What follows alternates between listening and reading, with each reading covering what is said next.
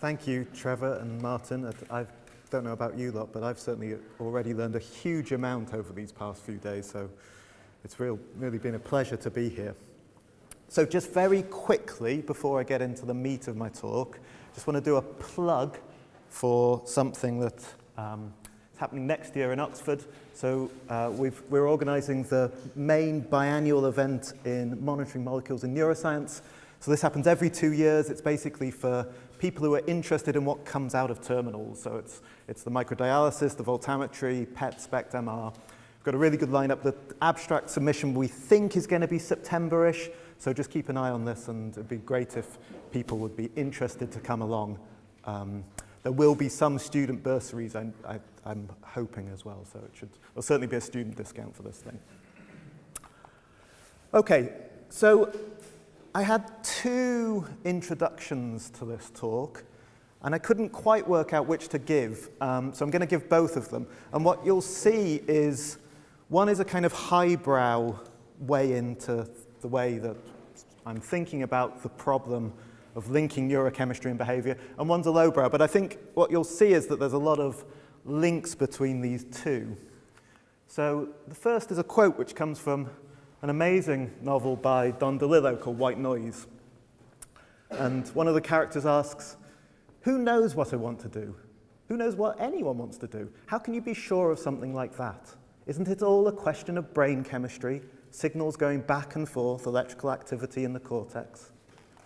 Some minor little activity takes place somewhere in this unimportant place in one of the brain hemispheres, and suddenly I want to go to Montana, or I don't want to go to Montana.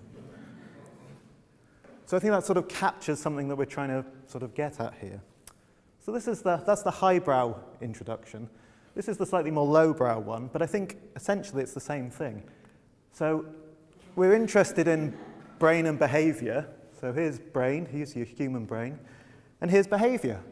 And I mean, I'll go on later in my talk to talk about the way in which that economists and decision theorists and neuroscientists sort of describe value functions which you compare between to choose a best option.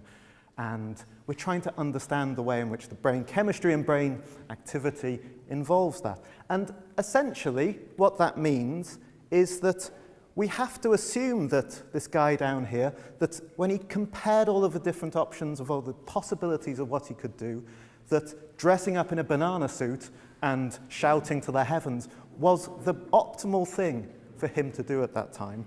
And somehow there's a link between that and our chemistry. And I'm not sure I'm going to necessarily come to a conclusion about how dopamine causes this or influences this, but you might sort of think back to some of the things that James Rowe was talking about in terms of disinhibition and other things, particularly with pharmacological agents. So, essentially, this 3 hours or 2.5 hours, you're going to get sort of a half and half thing. So, you're going to get the first bit, which is really a follow-on from what Tony was talking about all morning, about thinking about dopamine. What is it? How do we look at it? We might think of it as the simple neuromodulator of the ones we've heard this week, and I just want to think about some of the complications and the ways which we can overcome some of those complications. And I guess depending on the way in which it goes and how many questions there are and other things, we'll see how quickly this all takes. And then the second bit, which is sort of, I guess, the meat, which is my own sort of research aims, is to use this idea of decision-making, of reward-guided decisions, and using it as a window to think about the function of dopamine, and particularly rapid, fast dopamine release. And so I'm going to talk a little bit about voltammetry and the way it can potentially help bridge between some of the electrophysiological techniques and some of the pharmacology.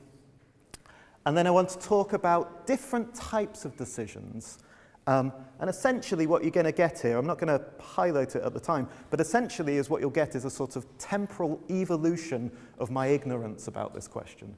Because we started off down this line, and indeed there's a grant I had which basically has that title, and we found that it really wasn't quite the right question.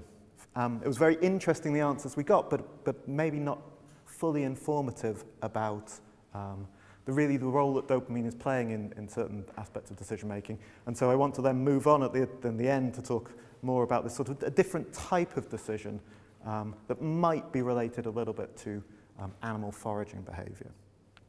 Okay, so starting with this simple dopamine. So this hopefully is not a surprising slide to you. So we've got here dopamine, a classic neuromodulator. So we've got something which is dynamically modulating synaptic activity, widespread action across the large parts of the brain, and at various temporal timescales.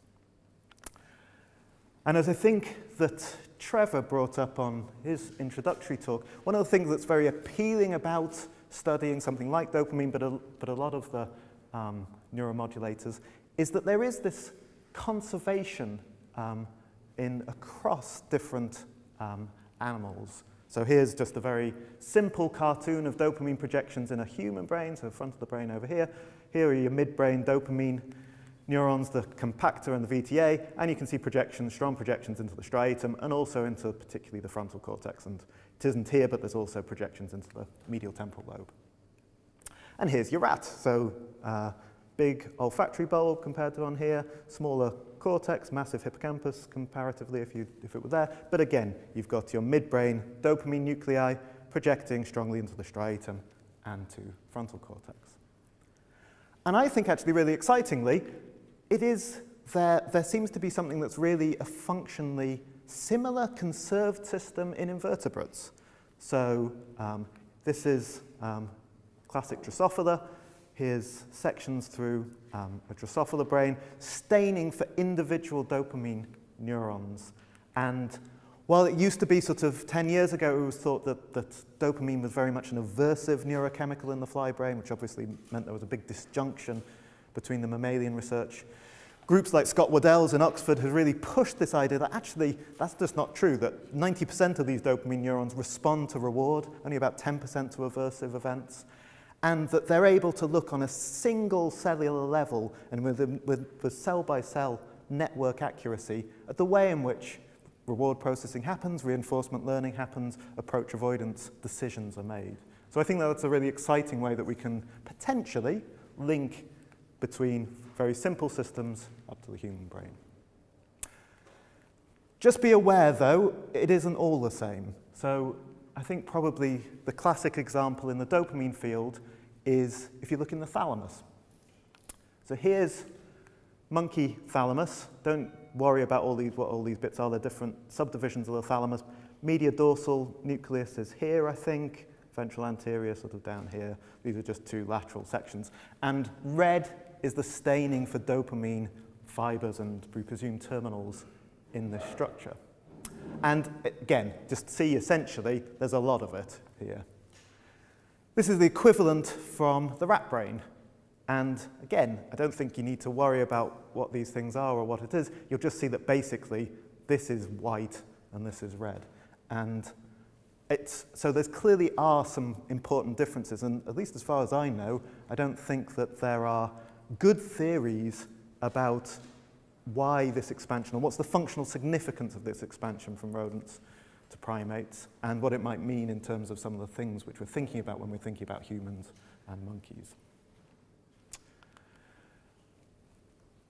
Okay, so I'm going to sort of, again, describe things which hopefully are, will all sort of ring bells. You've been primed over the past few days with one of these things. And, you know, it's after lunch, it's Thursday, it's a hot afternoon. And in some ways what you want here is we're going to talk about the easy neuromodulator. We're not going to do this. And I'm just going to sort of talk you through just a comparison with serotonin to sort of see how comparatively simple dopamine is. So at the receptor level, serotonin, you've got all these different types, different subtypes within the types. Some are even ligand-gated and some are G-protein coupled. Dopamine down here, as Tony really beautifully described, essentially divides into, you've got a D1 type and a D2 type. And although you can't really say that one is sort of driving or inhibitory, that there's a sort of sense in which that they divide up quite nicely in those lines. What about projections? So this is a lovely paper that Jeremiah Cohen put me onto once, looking at serotonin projections. And So what this is doing is it's using a juxtacellular labeling technique to fill individual raphe neurons. Then they can identify them, whether they're serotonin neurons, and can trace the individual projections from a single cell. So here we've got one raphe neuron coursing along the median forebrain bundle here, passing through the subcortex, and you can see making massive set of arborized connections up in dorsomedial frontal cortex and here over into the hippocampus. Here's another raphe serotonin neuron. Looks pretty similar kind of location. This one's excellent. This one kind of comes out here, goes to bed nucleus stria terminalis. For some reason, sends a process all the way around the thalamus but doesn't stop, goes via the central parts of the amygdala, and eventually goes to the shell of the accumbens. So that's a degree of heterogeneity that's going to be confusing. Imagine if you stick your electrode down here, even if you did the opto-tagging experiment beautifully so you knew that you had a serotonin neuron rather than some other type, you would have no idea whether this is an accumbens projecting or one of these widely projecting serotonin neurons. That's not quite what we see with dopamine. So this is, again, an extraordinary study from Matsuda and colleagues doing a very similar thing, but now what you see is that this single dopamine neuron in a compactor is coming up here and then just splurges across dorsal striatum.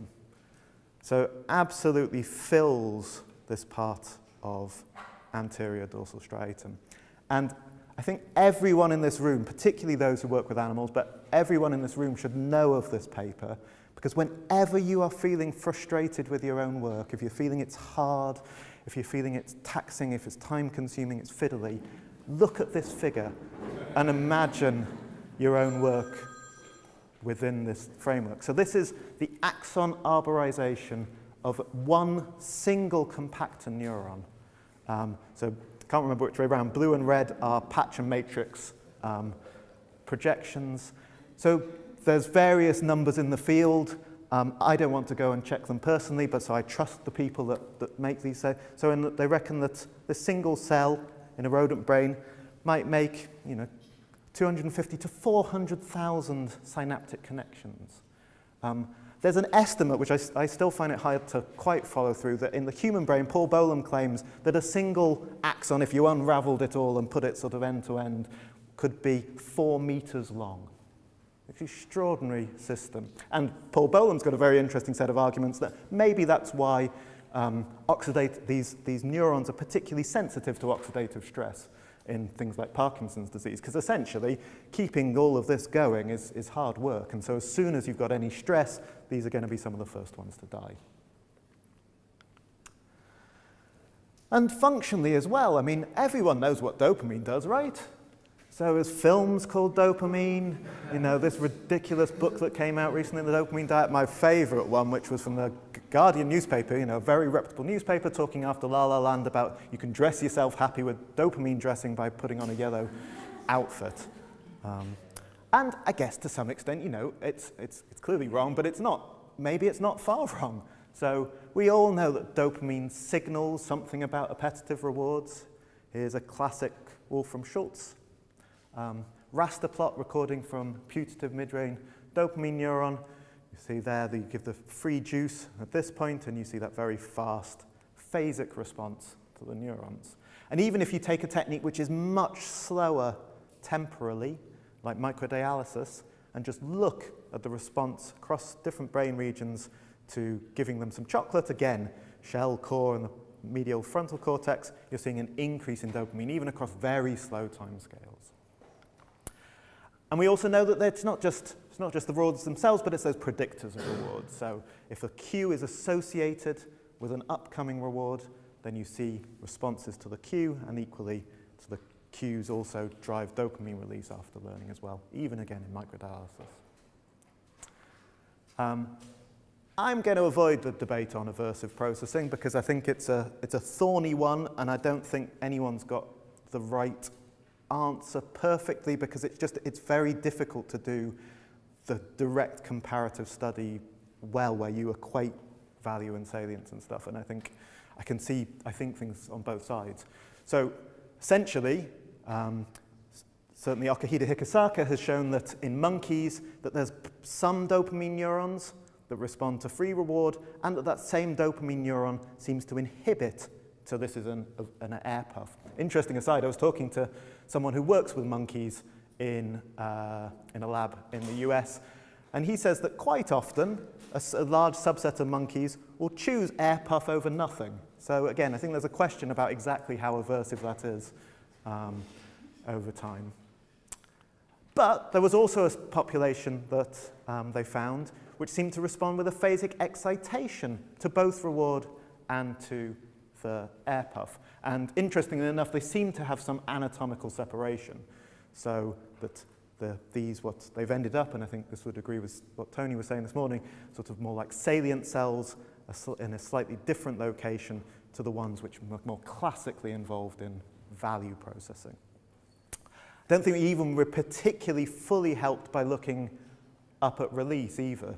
So this is a nice paper from Brandon Aragona's lab where they looked at responses with voltammetry to cues that have been previously paired with shock. So the shocks aren't actually presented here.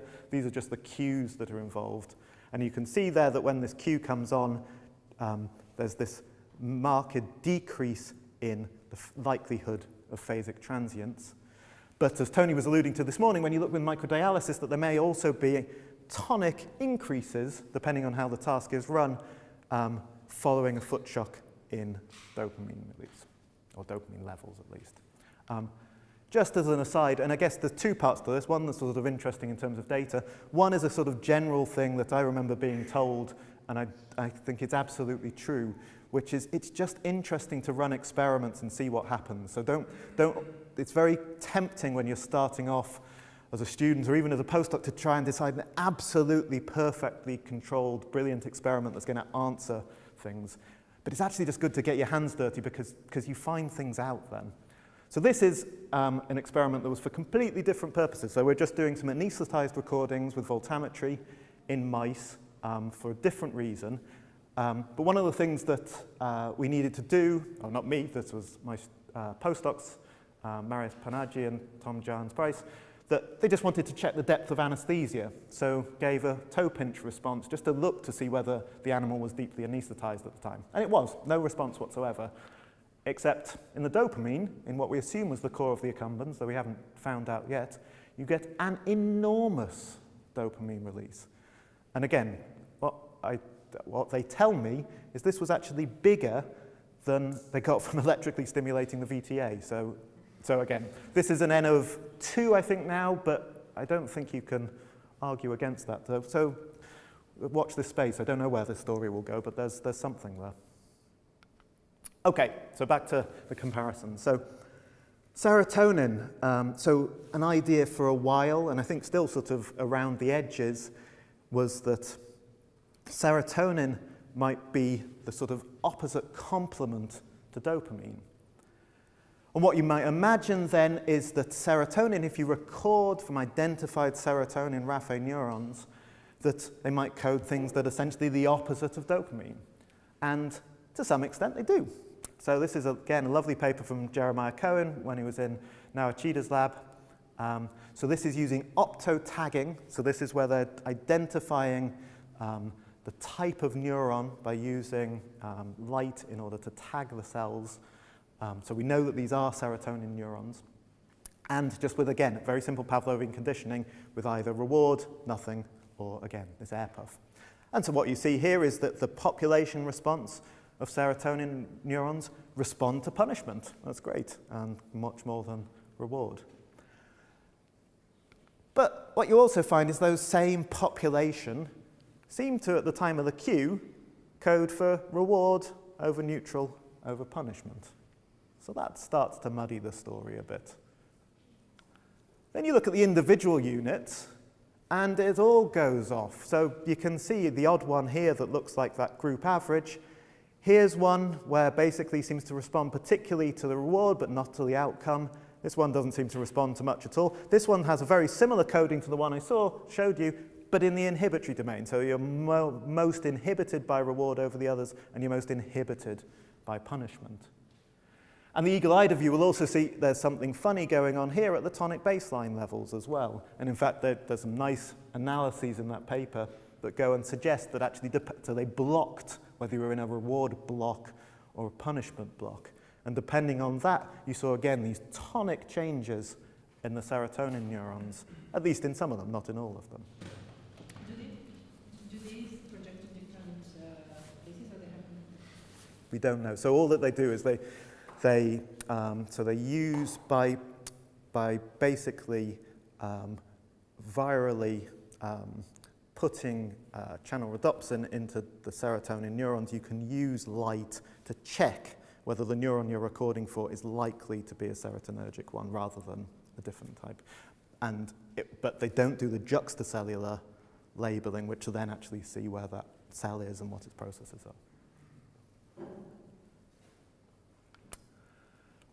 Okay, so that's obviously the cartoon version, because I don't really think that dopamine's simple. And there's a number of reasons for that. So again, as Tony alluded to this morning, the projection patterns are not quite that splurge that I said. So this is from an Ikemoto review 10 years ago now. And so this is not coming out very well, but essentially these are slices through the ventral midbrain here, and then looking at projections to medial shell, tubercle, lateral shell, tubercle, core, and dorsal striatum, and sort of color-coded there. And what you'll be able to see is that there's a surprising separation of colors here. So you can see this a bit better when he blows it up for a particular section. So these are different parts of the dopamine midbrain. And what you can see is that there is some segregation. So if you're more likely, if you're out here, lateral, and maybe sort of in its anterior and posterior parts to be projecting to more dorsal striatum than if you're here. But there's certainly some speckled blue over here, and there's these sort of transition zones here. So there's a degree of heterogeneity, even if there's also the gross coding that the sort of posterior medial might be quite different sort of to anterior lateral. And Jochen Rope has done some really interesting work looking at individual dopamine neurons and trying to categorize them based on different factors. So where are they? What genes do they express? Where do they project? The inputs they might be getting, physiological measures, in vitro and in vivo. I'm slightly skeptical of this last column, behavioral function. But I think the point is here is that there is diversity down there. And I think that a lot of us sort of are interested in the way of trying to link that diversity to function.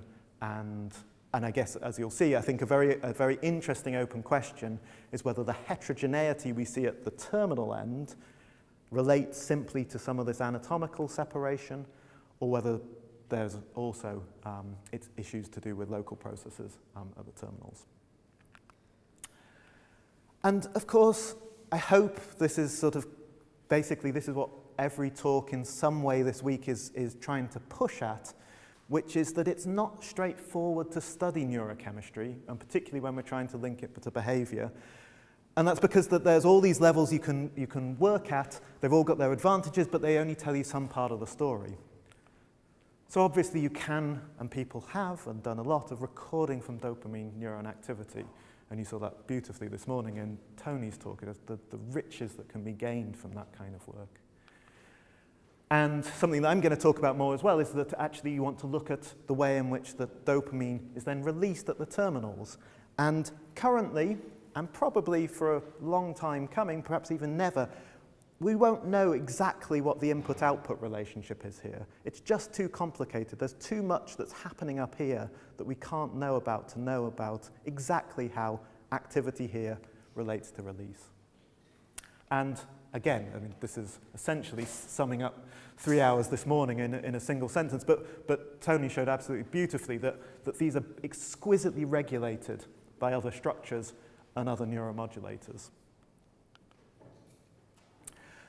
And I think one of my favorite examples of just where this complexity might lie comes from work from a colleague of mine in Oxford, Stephanie Cragg.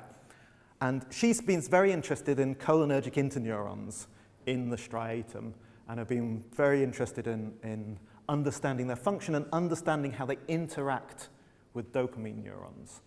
And so she works in vitro. So I think all the stuff here is going to, or this slide is about slice work, and I think there's obviously a question about the degree to which this holds at the in vivo level, but Joe Chia has also got sort of complementary evidence to suggest that there may be a very similar thing in vivo. So what they did is, again, using optogenetics, is that they were able to control selectively the cholinergic interneurons.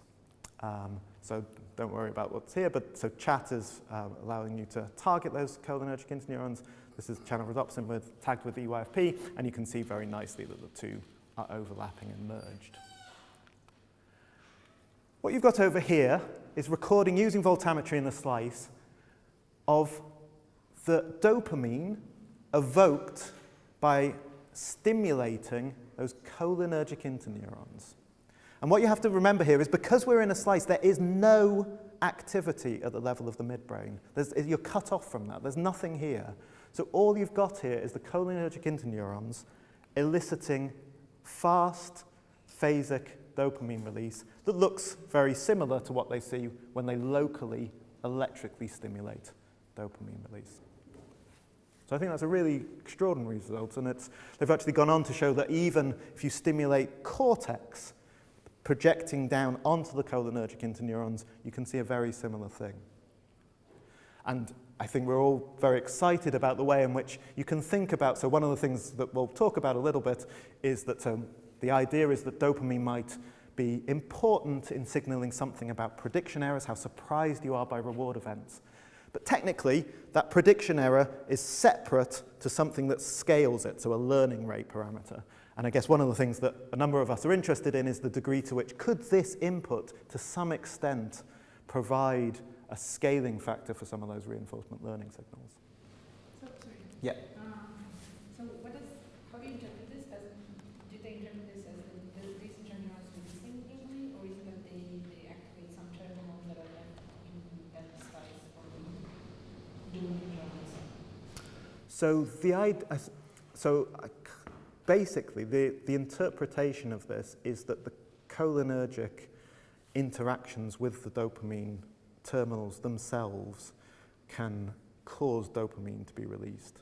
And I think they've actually done a huge amount of research of looking at how can that be and what can that be and what are the mechanisms of that. And I don't know all the details of that, but yeah, I think that they're trying to unpick exactly mechanistically how this is all happening. They've got a story, which I can't remember, about which are the receptor types that actually are important for this as well. Yeah. So if I understand correctly, like you measured release of dopamine in striatum, and you excited the cholinergic inputs reaching PTA, yes? No, sorry. So two things there. So firstly, this isn't me. This is Stephanie Cragg, very much so, and Sarah Threlfell. So I'm the cheerleader, but I'm not involved with this. The second thing is, no, you're activating the cholinergic interneurons in the striatum and recording in the striatum locally from where you're activating. And the idea is that it's a local effect. It's not some circuit effect. So remember, your slice is you're taking a brain slice that has cut off the striatum from the midbrain, because you've taken a coronal slice and you've put your electrode in, and that's your midbrain projections there just aren't there anymore. So the combination have receptors for acetylcholine? There are interactions between them, and I have to say I don't know exactly the complexity of all the cholinergic receptors. I'm sure people here do. I'm looking. Yeah. Yes. Yes. Like more variety. So here, the acetylcholine receptors induces response? Exactly. Well, so that's the assumption. So I think there is a part of this where they block the nicotinics and that this goes away, but I can't remember if that's exactly right. But it's. So for example, if acetylcholine antagonist agonists slides, we can see this? So again, my memory is that that is exactly right, but I can't remember exactly what they used or what the effect is, but that's my memory. They show that it's nicotinic. It's nicotinic, isn't it? Yeah. In all of the dopaminergic neurons? But we don't know. I mean, all we know is that so the stimulation, the light stimulation is local, but it's going to be stimulating all of those neurons in the vicinity of the recording electrode. And I guess one thing to remember with voltammetry is that you're recording the volume transmission. So we're outside of the synapse here, and it's thought that we may be recording the release from 100 or so terminals. Don't really know, 50 to 100 maybe. So the influence could be in some places and not others. It could be global. We don't know. Yes? Can I have one question? This arborization of the axon is specific for striatum, or it's also in other projections from The arborization, like which you showed on the previous slide. the big splurge, yeah. The big split. Yep. And Well, so my the question is if it's specific for the striatum, only there, create something, or it's so the nigrostriatal projection is the largest. So the mesolimbic, the VTA to the more ventral striatum doesn't have as many terminals as that. So no, so it's, and again, one of the ideas about Parkinson's disease might be that because those neurons in particular have this enormous arborization, that they're the ones that are preferentially influenced by oxidative stress, whereas the more mesolimbic dopamine neurons, which are largely spared, or not largely spared, but spared comparatively, they might just not be as affected as much.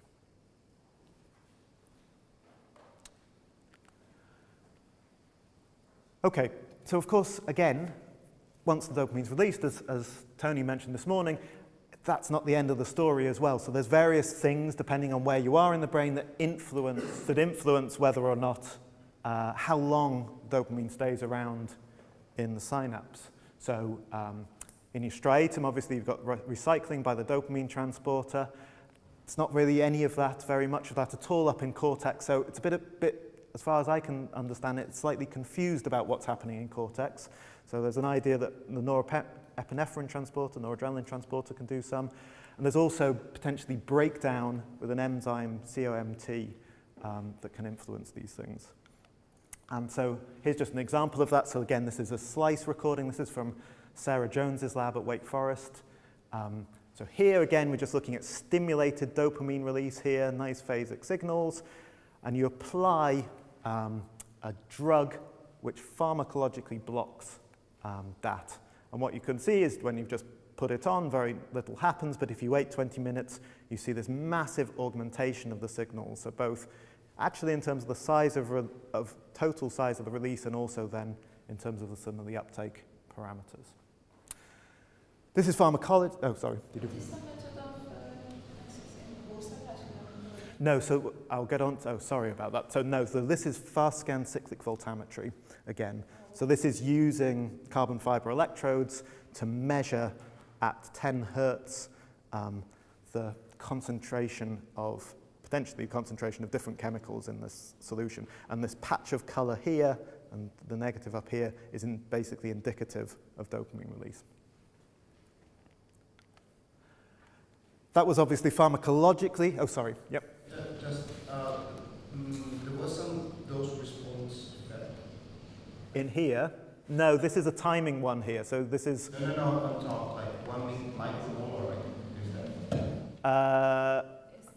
That's 1 micromolar of dopamine. So that's the recording. So one of the things you can do with voltammetry is you can potentially. So what you're measuring is current, but if you know the relationship of current to dopamine concentration, there's a linear relationship. So that's just the conversion from current to the expected amount of dopamine that's being recorded over these time periods.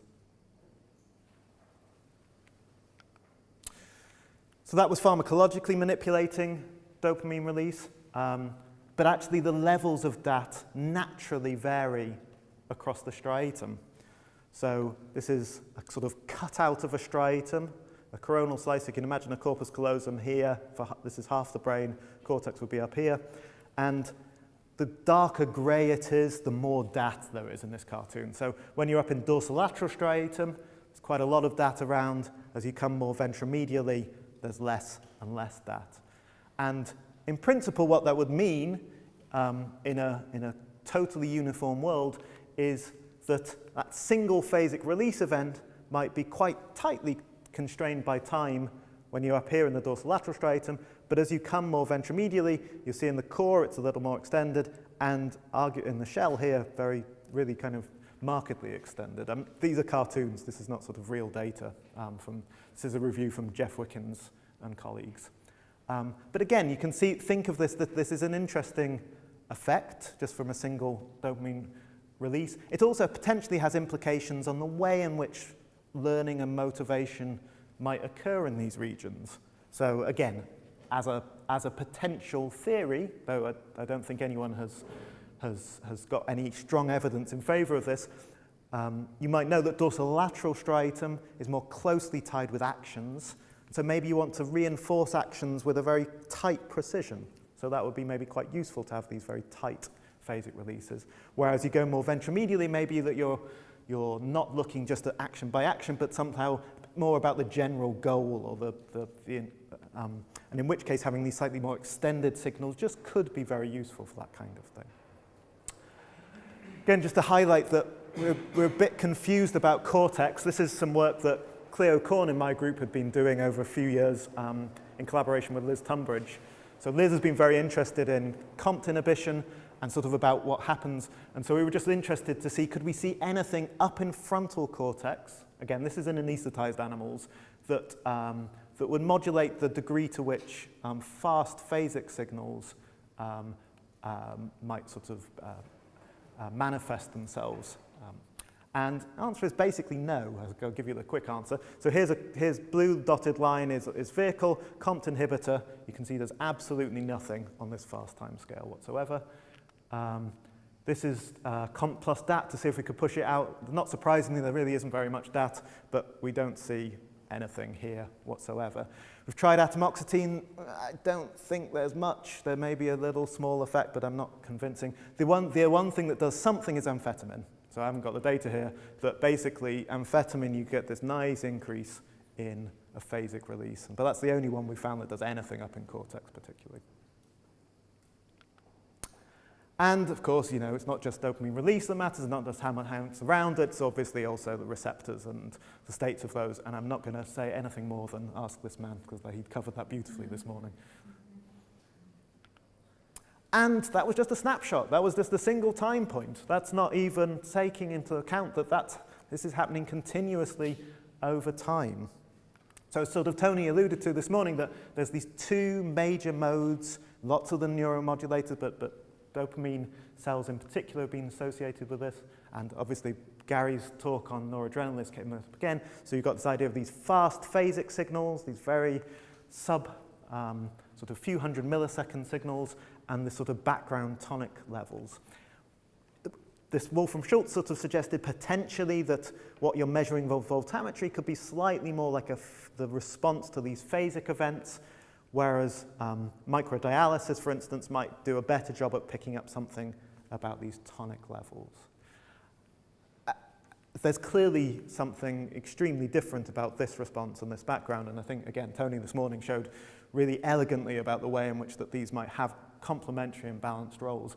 I think just to add a little bit of confusion into it, I think there is some grey areas, though. The eagle-eyed of you might see this over here. So this is from one of the studies from Chris Fiorillo and Phil Tobler in Wolfram-Schultz's lab early on, which just showed that actually in uncertain conditions, whilst you're waiting between a cue and a reward, you often see this average ramping of activity, which then tails off at the time of the reward. Is that a fast tonic, or is that a sort of slower phasic? I think those questions are open. Wolfram actually, again, just a few months ago, he's trying to move with the times, and now he says, well, yeah, you get this fast prediction error-like signal, but there's also maybe a slower movement signal and a reward consumption, and maybe a salience trial start signal. that might all have slightly different time scales. So, it's, but again, you can see there's something very different potentially about this phasic response from these ones here. But even so, I think it's maybe even a bit more complicated than that. So this is, well, it hasn't come out very well, but this is a really beautiful study from Colin McNamara and David Dupre's lab in Oxford, actually looking at dopamine to hippocampus. But as part of that, they were recording identified dopamine neurons in the ventral midbrain. And sometimes that they're in this familiar environment, and again, basically, it hasn't come out very well, but you can see there's not many spikes here, so they're just looking at over time. And you can therefore sort of look at the average firing rate and how many bursts you find on average. Move them to a novel environment, and you see this. And firing rate on average has gone up, and the burst ratio has gone up. And I think it's an interesting question to say, would we call this an increase in tonic background activity, or is it phasic events? And I think there's probably a bit of both in here, and how we interpret that is interesting. He claims, I've always asked David and Colin, this is apparently the mice are not running around more in this novel environment, so this isn't just sort of a movement thing as well. So I find that incredibly hard to believe, but that's apparently what it looks like. And I guess sort of the complementary side on the voltammetry front, so this is recording using voltammetry phasic transients over time. So here you can see there's one here, there's one here. You can see those very nicely from just spontaneous transients that happen. And what Mark Whiteman's group and Mitch Reutemann in particular have argued is if you take lots of these chunks of data, so this is 30 seconds of data, and just average them together, stack them up together and average them together, you get something that looks like this. And when you ask, actually, what's the level of dopamine in this, the answer comes out at about 20 to 25 nanomolar, so not miles off what a tonic level might be. So what you've got here is that potentially, and not surprisingly, that the phasic release is going to have a direct impact on your tonic levels. And again, I haven't put the slide in here, but there was a lovely paper from Josh Burke's group with Arif Hamid last year that essentially showed that tonic levels, minute by minute, track reward rate. And in which case you can sort of think of that, it's the last sort of key piece of the puzzle isn't quite there, but the implication is essentially that these phasic transients are essentially summing up and are being read out with microdialysis, minute by minute, as the tonic levels. So does this matter? There's all this complication, and all these difficulties, and all these things we have to think about, and all these things, but do we not sort of have the answer already about what fast phasic dopamine does? Look, I'm amazed that I've sat here for so many days. I don't think I've seen this yet. This is sort of law that at some point you have to present this figure at some point, any mention of neuromodulation. So this actually comes from the classic Schultz, Diana Montague paper in Science. As I'm sure all of you know here, so this is Wolfram Schultz's data collected over many years, Peter Diane and Reed Montague, who then figured out the way in which that it looks very similar to the predictions you'd get from temporal difference reinforcement learning models. In fact, Reed and Peter had a paper the year before that which essentially said this in that way. And as a lot of you will know, they were the Brain Prize winners this year. That this is getting sort of etched into stone as an idea. I think this is the only picture of Peter I've ever been on. Is there another one? Anyway, there's two, but he isn't an East End gangster. He looks this incredible place. He's absolutely not. Hmm? Oh, it's another. I'm glad about that. Yes. Yes.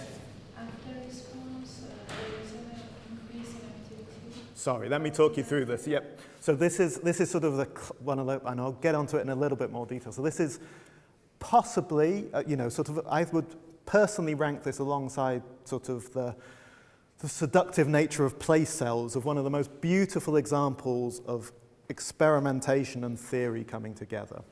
So what Wolfram Schultz showed is when you give a free reward, surprising reward to a monkey, that you get this phasic increase in activity of dopamine neurons. And this is very consistent. He sort of, depending on the study, he sees this in 70 to 80% of his cells from where he records.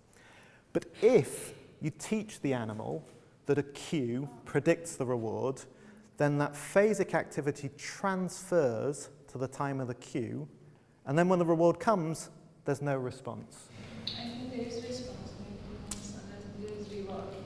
The reward here, do you see what I mean? So there's the reward happens, but it doesn't drive the dopamine neurons.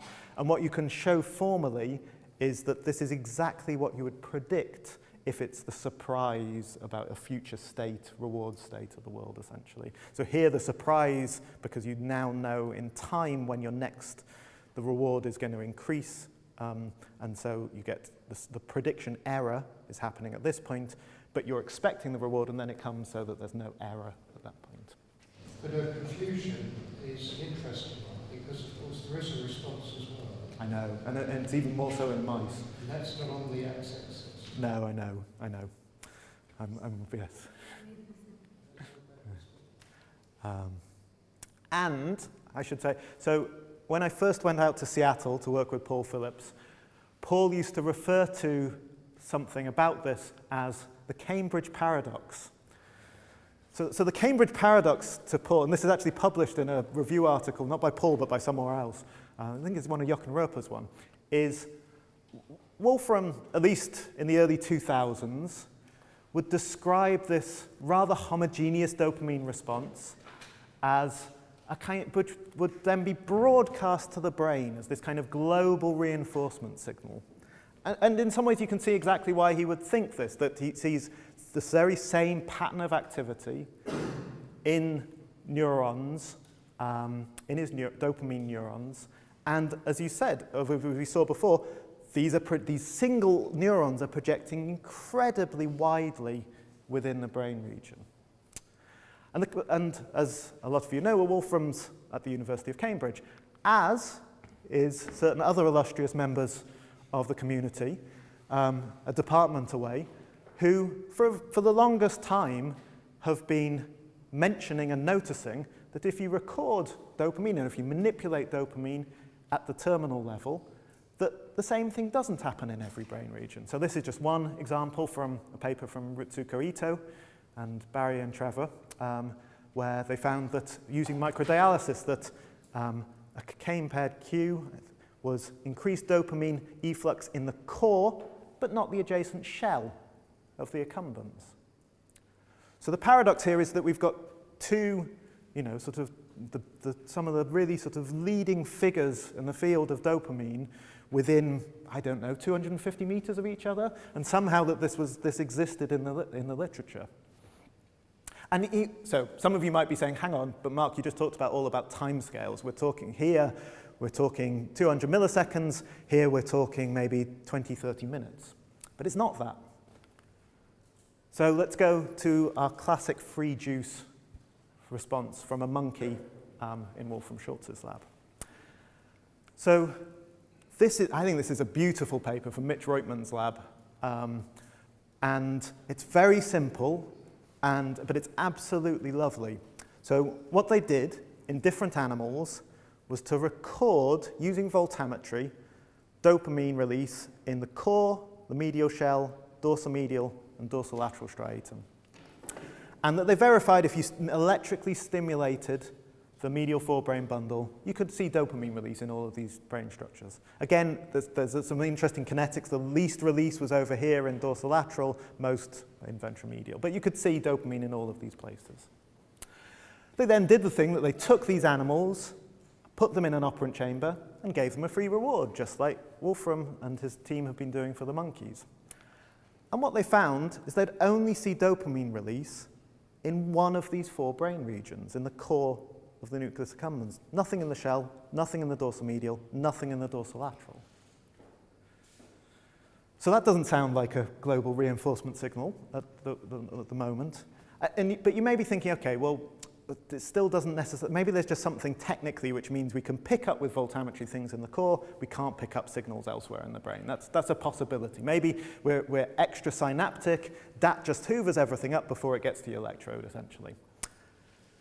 So they then, and I've never asked them, I suspect that they did this by accident, but they did something which turned out, which I think is brilliant, which is they trained them on a task. So So a very simple task, cue comes on, lever comes out. When the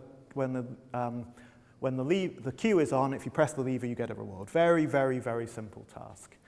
They trained them on that, they recorded the dopamine, not going to show you the dopamine, and then at the end of that, they then looked again at what would happen if you gave those animals a free reward. Very similar. Nothing in dorsolateral, nothing in the shell, nothing in the core. But now, you've got a release in dorsomedial striatum. So in naive animals, you give them a free reward, nothing happens. You train them on a task in which reward is not only nice and homeostatically useful if you're hungry, but potentially gives a piece of information about whether you're doing the right thing. And now another brain structure comes online. So I think that's a really beautiful example of some of the interest and complexity and the importance of looking at release as well as just at the cells. This is just a little bit just to sort of highlight the point and really hammer it home. This is again, good example of, from my own group, of just playing around and seeing what happens. So when we just got the voltammetry kit up and running in Oxford, just wanted to see, does it look right, does it work? Let's do some very simple Pavlovian learning. So we're going to put cue on for 10 seconds and give a reward. And, sorry. So this response, this release that you Dorsomedial. Was that, so it was again to free? Just a free reward. You do that. So there will be now a slight cue association, possibly with a click of the pellet feeder. So it's possible that there's some other element there that's driving the reward. So we don't know what it is, but we just know that the classic thing is, I suppose the interesting thing is when you give a monkey a free drop of juice, what element of reward is it that's driving that response? And we can't know that. So did they see a difference in the width of the dopamine signal in BMS and the core, or? No, not very much. So the one thing that they do claim is that actually this signal here is larger than it was here. And so they're saying that even in the core it might have actually been augmented. Dorsomedial, so I think, Trevor, you've got a review from this back 2004, where you sort of talk about there may be sectors, rather than thinking of shell core, dorsomedial, dorsolateral, you might sort of want to think of these more kind of vertical bands going through the striatum. And certainly in our hands, just a bit above the core looks quite like the core, and also just a bit ventral looks very similar, whereas if you go more medial, you can see things that are very different. So yeah, so here's Pavlovian conditioning. Cue comes on here, rewards delivered here, and color basically. So there's 24 trials, just a single session here, and so it's exactly what you'd expect to see from the textbook. So a novel cue here, maybe a slight response on trial 1, but pretty much no response at all to the cue, which at this point there's no association with reward, and you see this large response to reward delivery. Actually not from this data set, but from some other data sets, we've been interested to think about if we record from left nucleus accumbens dopamine release and right nucleus accumbens dopamine release with a tiny, tiny, tiny carbon fiber, how similar are the responses? Is there homogeneity or is there heterogeneity in dopamine release within a brain structure? And at least in our hands, it looks homogeneous.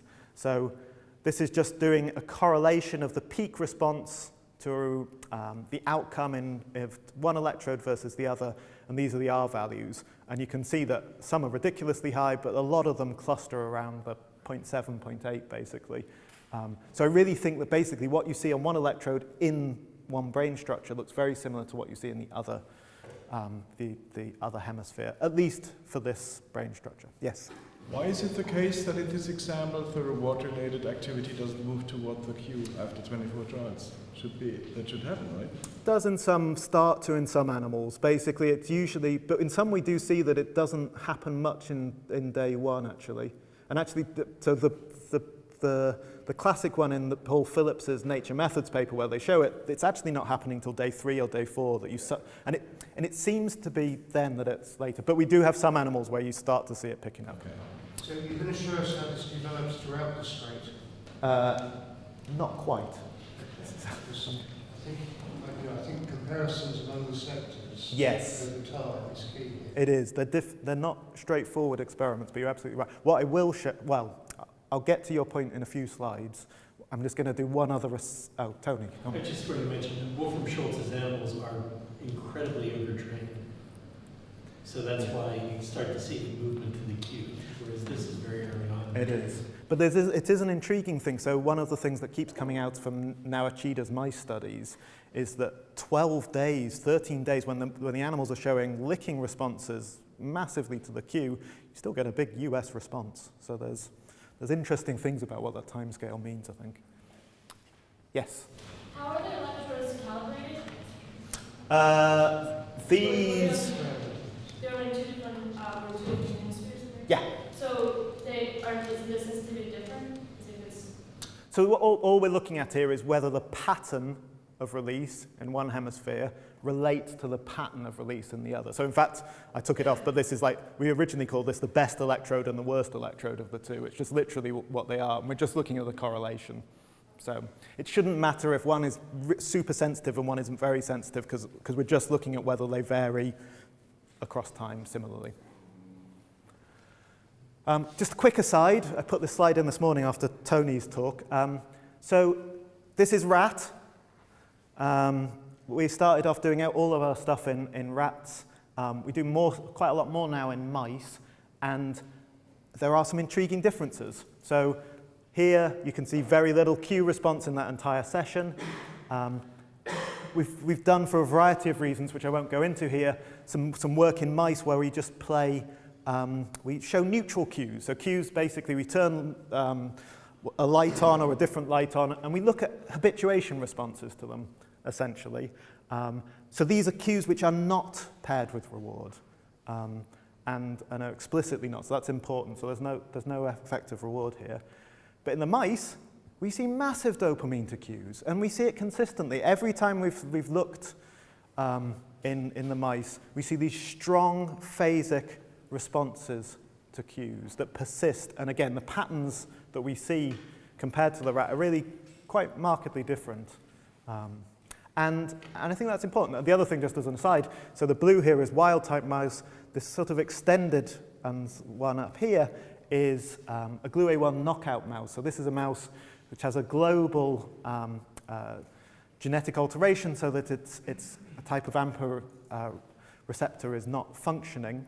These have a particularly a hippocampal phenotype in lots of ways. And what's intriguing, and I hope to ring bells with what you heard this morning, is that these have extended dopamine signals, and behaviorally we can show that they don't habituate very well. So we hope and we think that they may have relevance to something what Tony was talking about the way in which you fail to habituate to things which aren't relevant in certain psychiatric disorders. Mark, just to refer to something we met earlier, actually in Martin's talk, the Michigan work on sidetracks and gold tracks. Yes.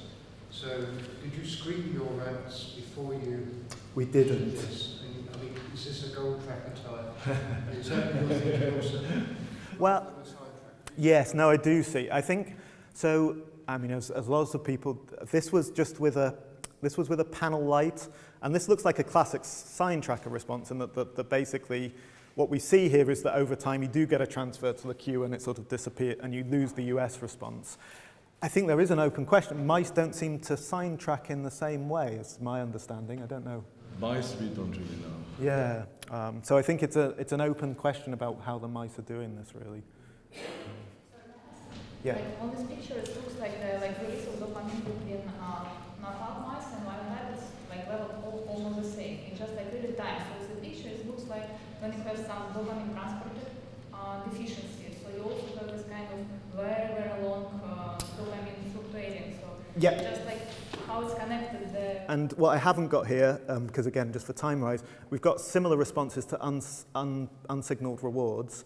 And what you see there is a difference in the peak and uptake's the same. So what's key about this, and I think is an interesting add-on to what Tony was talking about this morning, is we think that there's psychological specificity about this response. This isn't just a change in the physiology of the network, which means that there's always more dopamine. We think that these animals don't habituate in the same way, so their arousal states will be slightly different, and the way in which they behave to novel cues is different, and that then has a knock-on effect. And actually, so the pain response that I showed you, that was from the wild-type mouse, because we're doing the electrical stimulation to nail that, really. Thank you.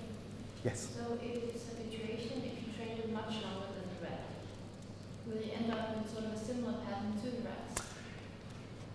Good question. I don't know. I mean, so by the end, these do, in the wild types, if you look at the start of the session, they'd be up here. At the end of the session, they'd be down there. It's hard to keep, and presumably if you kept going until they fell asleep, they would, you know, you'd use your dopamine. But we haven't yet had, I mean, I guess in Pavlovian conditioning, the thing is that then the reward associations come on board, so you don't really see it.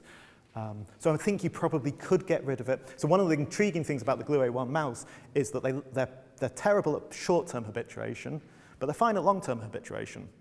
So basically, if you do an extinction session within the day, they'll be impaired. First trial on day 2, they look like a wild type.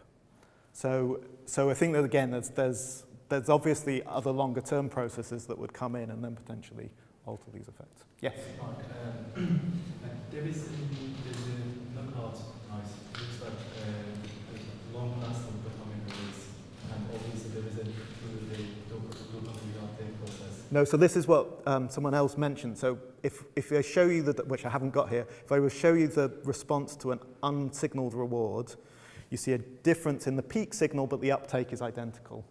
So we think that it relates very much, this is the length of the cue here, and as soon as the cue turns up, this returns to baseline. So we think it really is a habituation attentional process that's happening here. So this was kind of what Trevor was doing, and again, it's example 2 of just do experiments. So of course, we aimed bilaterally at the nucleus accumbens core. In a small subset of animals, we hit the core and the shell. And that's potentially interesting because then you can compare in the same animal, the same state of learning, the same arousal state, what the dopamine looks like. And the answer's different. So here, Q1, nice big Q response, noisy, but you often see that. There's, again, a Brandon Aragona paper with Jakob Dreyer that says you should see the shell responses often are a bit more noisy. You see it coming on. Big reward response on trial 1 only, and then it's gone. Very little here for the rest of it. You'll see throughout this session, you've got this Q response. This is the same animal. So every time you look over here, you can compare it to the dopamine response here. So again, that's just a sort of, it's an example just to sort of illustrate that there really are these differences in dopamine release in the same animal and the same task in the same state. Okay, so that's sort of the end of the first part. So it's kind of obvious with all the neuromodulators, we've got to study it at multiple levels and at multiple timescales and think about how these are interacting. You can get things that are homogeneous. There's clearly, you know, that the way in which Wolfram does his recordings hits a hotspot to get those prediction error things. Clearly, that's the case. He's got a knack. Again. Now, Eshel in Naochida's lab has shown that there's a little bit, I think, of the lateral VTA where every dopamine neuron they recorded had this prediction error response. There's clearly something there. But don't lose the fact that there's diversity as well. And there's diversity probably at the level of the midbrain, but also potentially at the level of the terminal regulation as well. But nonetheless, I think, you know, at the end of all that, you might be sort of feeling on slightly shakier ground than you were to start with dopamine, but you should still not really lose this idea that there is a link between dopamine and reward. Fast dopamine, slow dopamine, there's something there that we need to understand. And I guess what I want to do for the whole rest of the time is to think about the content and function of these signals and what we can kind of do about that. So we go for... Fine, let's do that. Thank you very much.